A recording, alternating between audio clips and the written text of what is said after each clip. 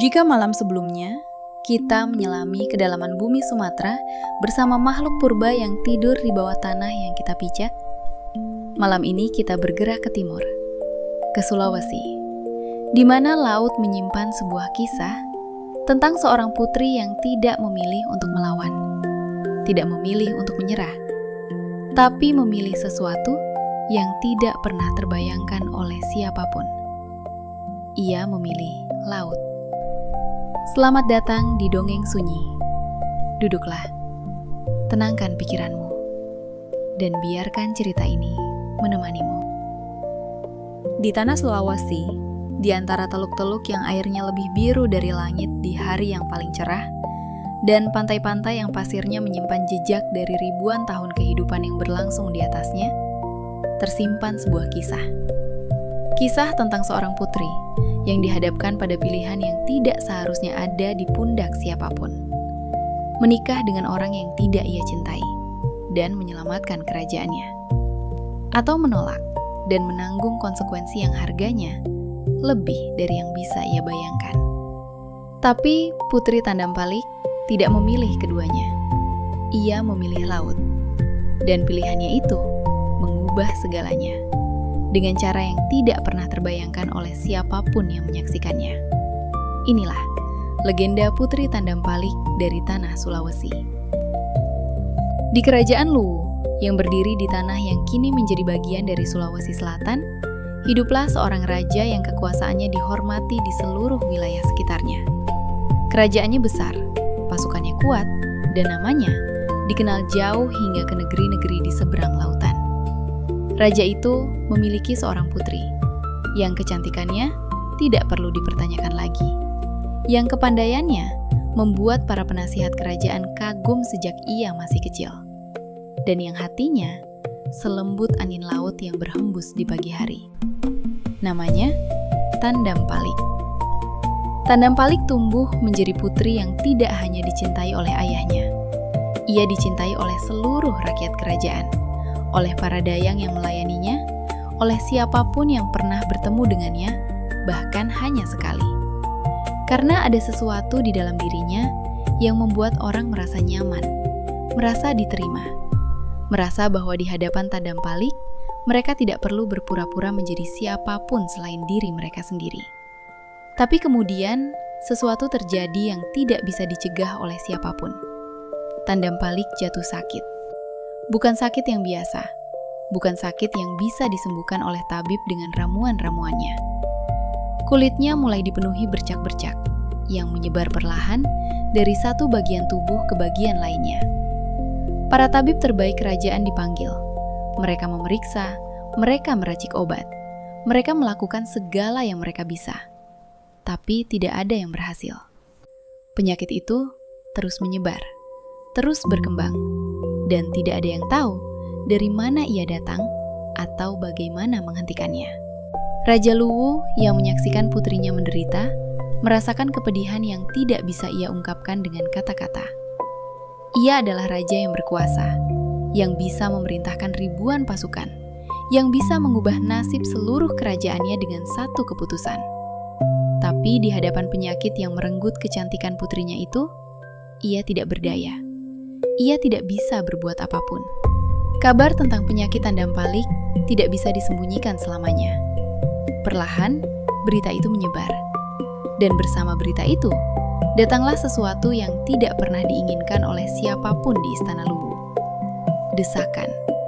Para penasihat kerajaan yang khawatir dengan citra kerajaan di mata kerajaan-kerajaan tetangga, mulai menyarankan sesuatu yang terdengar masuk akal di telinga mereka, tapi yang tidak bisa diterima oleh hati sang raja. Tandampalik harus disingkirkan dari istana. Bukan karena mereka membencinya, bukan karena mereka tidak peduli padanya, tapi karena keberadaan seorang putri yang sakit di dalam istana kerajaan yang besar, dianggap bisa merusak nama baik kerajaan.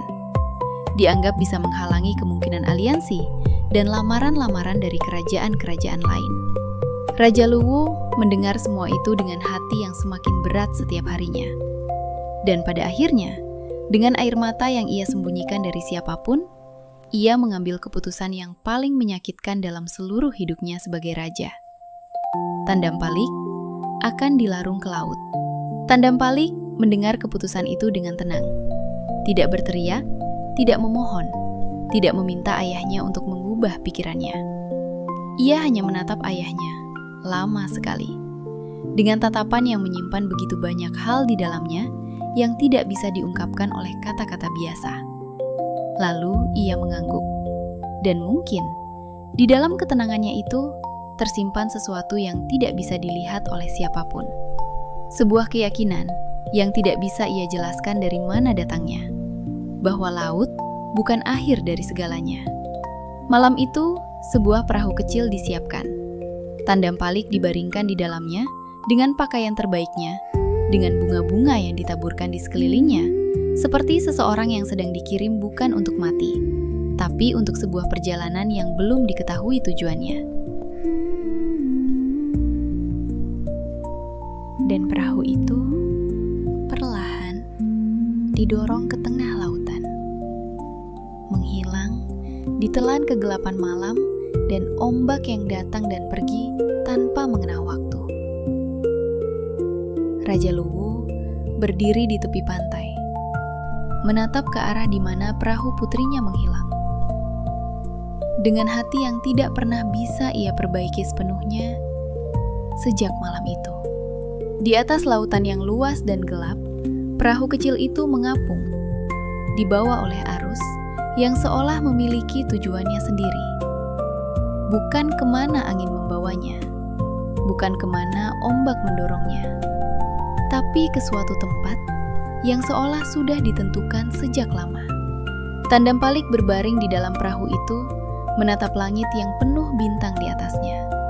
Dan di dalam kesendirian yang paling dalam yang pernah ia rasakan, ia tidak merasa takut.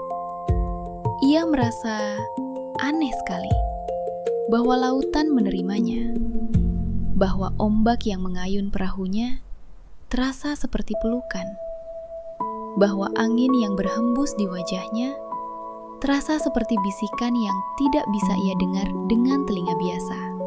Dan ketika fajar mulai menyingsing, ketika cahaya pertama menyentuh permukaan laut di sekitarnya, Tandampalik merasakan sesuatu yang tidak bisa ia jelaskan. Kulitnya, yang selama ini dipenuhi bercak-bercak yang tidak bisa disembuhkan oleh tabib manapun, mulai berubah. Perlahan, seperti kabut yang menghilang ketika matahari datang, bercak-bercak itu memudar, satu persatu, hingga tidak ada yang tersisa. Kulitnya kembali bersih, bercahaya, seperti sebelum penyakit itu datang. Tandampalik duduk di dalam perahunya, menatap tangannya sendiri yang kini bersih dari semua yang selama ini membebaninya. Dan ia tidak bisa menahan air mata yang mengalir bukan karena sedih, tapi karena sesuatu yang jauh lebih dalam dari kebahagiaan biasa. Perahu Tandampalik akhirnya terdampar di sebuah pantai, tempat di mana orang-orang yang menemukannya membawanya ke hadapan raja setempat. Dan raja itu yang melihat seorang perempuan cantik yang terdampar dari laut dengan kulit yang bercahaya dan tatapan yang menyimpan kedalaman yang tidak biasa, terpesona seketika. Bukan hanya karena kecantikannya, tapi karena ada sesuatu di dalam diri Tandampalik yang berbeda dari siapapun yang pernah ia temui sebelumnya. Sesuatu yang hanya bisa dimiliki oleh seseorang yang telah melewati kegelapan dan keluar dari sana membawa cahaya. Raja itu meminangnya, dan Tandampalik yang menemukan dirinya di tempat yang tidak pernah ia rencanakan, dengan hati yang lebih ringan dari sebelumnya, menerima lamaran itu. Kabar tentang Tandampalik yang selamat, yang sembuh, dan yang kini menjadi permaisuri di kerajaan lain, akhirnya sampai ke telinga Raja Luwu. Raja yang selama ini hidup dengan beban keputusannya, yang tidak pernah bisa tidur nyenyak sejak malam ketika ia mendorong perahu putrinya ke tengah lautan. Mendengar kabar itu dengan mata yang mulai berkaca-kaca, ia pergi sendiri ke tepi pantai, tempat yang sama di mana ia melepaskan putrinya malam itu. Dan ia berdiri di sana dalam waktu yang sangat lama, menatap lautan yang membawa putrinya pergi, dan yang ternyata bukan membawanya ke akhir, tapi ke awal yang baru. Dan di tepi pantai itu, dalam kesendirian yang ia pilih sendiri, raja yang berkuasa itu menangis. Kisah Putri Tandampalik masih hidup di antara masyarakat Sulawesi Selatan hingga hari ini. Ia bukan sekedar dongeng, bukan sekedar kisah untuk didengarkan dan dilupakan. Ia adalah bagian dari cara masyarakat Luwu memahami hubungan antara manusia dan laut, antara penderitaan dan kesembuhan, antara keputusan yang menyakitkan, dan keajaiban yang datang dari tempat yang paling tidak terduga.